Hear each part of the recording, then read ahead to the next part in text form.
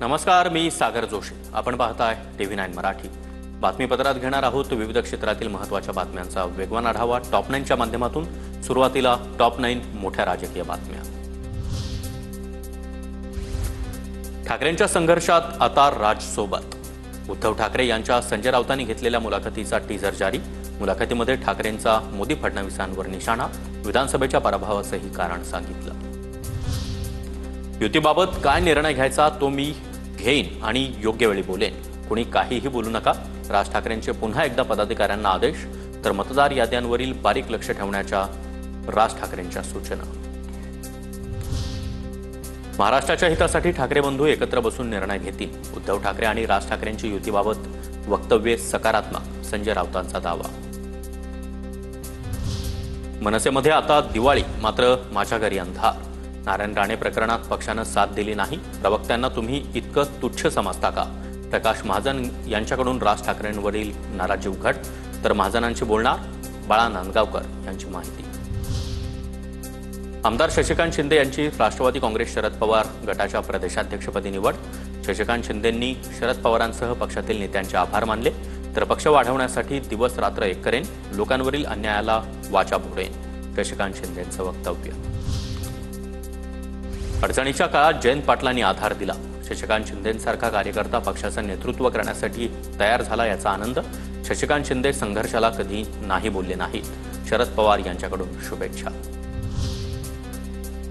जयंत पाटलांचा प्रदेशाध्यक्षपदाचा राजीनामा. गेली 7 वर्ष मी प्रदेशाध्यक्ष आहे. एक दिवस अचानक मी माझ्या बायकोला बोललो, आता आपल्याला सुट्टी घ्यायची गरज. नवीन अध्यक्षाच्या मागे आपण खंबीरपणे उभं राहायला हवं, जयंत पाटलांचं वक्तव्य. राज्यात मुख्यमंत्री होईल असं एक नाव म्हणजे जयंत पाटील. अनेक जातींना सोबत घेऊन त्यांनी संघर्षाची लढाई जिंकली. तुमची निष्ठा महाराष्ट्र कायम लक्षात ठेवेल.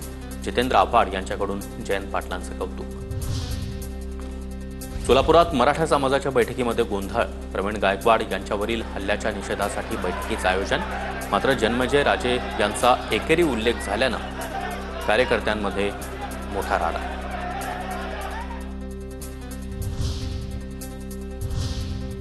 आणि आता पाहणार आहोत काही टॉप 9 राजकीय बातम्या. स्थानिक स्वराज्य संस्थांच्या निवडणुकीमध्ये भाजप 1 नंबरचा पक्ष ठरला पाहिजे. बैठकीमध्ये मुख्यमंत्री देवेंद्र फडणवीसांचा आमदारांना कानमंत्र, सूत्रांची माहिती. बदनामीमुळे काही मंत्र्यांना घरी जावं लागेल. गायकवाड आणि शिरसाट प्रकरणावरून शिंदेंची वॉर्निंग. तर शिंदेंच्या नाराजीच्या प्रश्नाला उत्तर न देताच शिरसाट निघून गेले. मंत्री संजय शिरसाट आणि आमदार संजय गायकवाड अडचणीत सापडल्याची चर्चा. शिरसाट आणि गायकवाडांना शिंदेंनी झापल्याची माहिती. तर फडणवीसांनी देखील मंत्री शिरसाट यांना सुनावलं. गायकवाडांचा देखील समाचार घेतल्याची माहिती.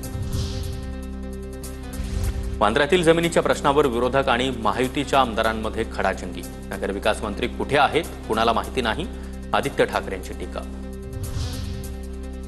आमची लाज काढू नका, मंत्री शंभूराज देसाई संतापले. तुम्ही काय केलं? मंत्री देसाई यांचा महाविकास आघाडीच्या आमदारांना प्रश्न. आवाजाची नकल करत आदित्य ठाकरे यांनी नितेश राणे यांना चिडवलं. राणेंना पाहून आदित्य म्हणाले कचरा.